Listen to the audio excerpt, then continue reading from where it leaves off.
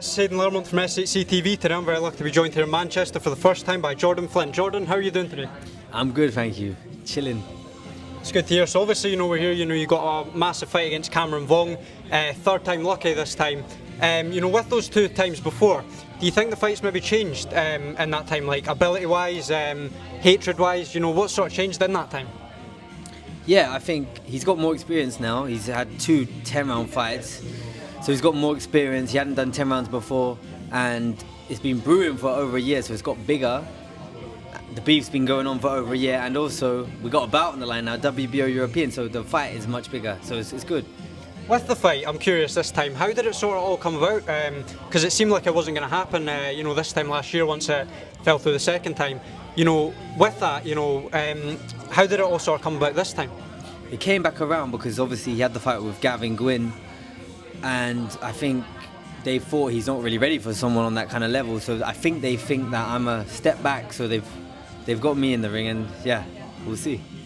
Obviously, touching on Gavin Gwynn there, we've seen at the press conference. Obviously, he had a T-shirt. What was it? The T-shirt said exactly. It was let's see it. Let's see it. Gavin, actually.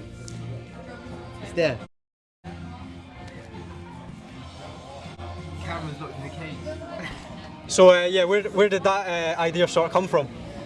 Just obviously, listen, he's had a fight with Gavin Gwynn. He's got gifted the decision. He didn't win that fight. No, everyone knows, the boxing world knows.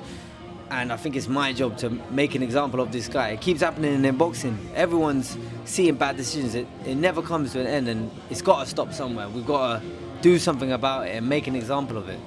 So obviously, just touching on Cameron's last fight there, obviously a very close fight against Gavin Gwynn, one that could have went either way. Sort of outside of that, how much do you sort of know of Cameron, and how much do you think he's maybe improved since the last time? He probably has improved since the last fight. He's got that experience in the bag now, but we still know that he lost that fight, so, we've already seen him be beat. And I'm going to ask yourself that same question, but this time about yourself. With, since the last time this fight was meant to happen, what sort of changed in that time, and how much better have you been? Obviously, there was a little injury that you sustained, but you're back now. With that, how much better would you say you've gotten since the last time? Yeah, a lot better. It's been over a year, so of course you're always improving in the gym, and I'm in a new gym now. I'm up training at Portsmouth with my coach Jared.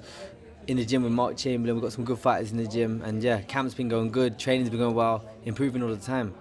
With that move to Portsmouth, how did that sort of all come about for yourself? So I was sparring Mark Chamberlain for one of his fights. I was there just sparring, and got called up by the coach, and me and the coach, we clicked. It's closer to my home in Oxford as well, so yeah, kind of made sense to make that move. Yeah. How much of your game do you think's changed in that time and maybe improved as well? Yeah, there's been a lot of improvements. I'm feeling good. I can't wait for Friday, really. Obviously, you touched on there, this fight will be for the WBO European title, your first title, and it'll be Cameron's first title. Does that sort of add any more fuel to the fire from a fight that was already quite big initially? Of course, yeah, it's a massive fight. It's for the WBO European title. Winning this will rank us within the top 15 in the world, I believe. So it's a big fight, big opportunity, and I believe that after this fight, it will open big doors for us, and this is the direction we need to be heading in. Do you think sort of with Cameron, there is any animosity there to the point where maybe after the fight you maybe won't shake his hand, or do you think you will? What's that sort of? It depends how he is. I'm a nice guy, so if he's respectful after the fight and wants to shake hands, more than happy to shake hands, buy him a drink, and forget about it and close the chapter. With that, obviously on the stage there at the press conference, it didn't seem that there was as much animosity as maybe the last couple of times. Why is that? Do you think you maybe just got that mutual respect a bit more now?